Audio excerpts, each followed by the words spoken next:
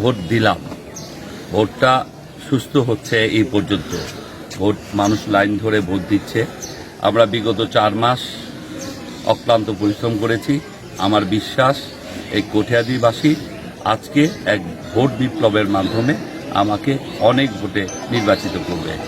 তবে আমরা যেটা আশঙ্কা করছি, বিভিন্ন জন বিভিন্ন কথা বলে বেড়াচ্ছে, এগুলো আমরা কানে না দিয়ে আমরা ভোটের উপস্থিতিটা বাড়াই। আমরা সবাই মিলে কেন্দ্রে আসি, ভোট দেই, ইনশাল্লাহ ভালো হবে ইনশাল্লাহ।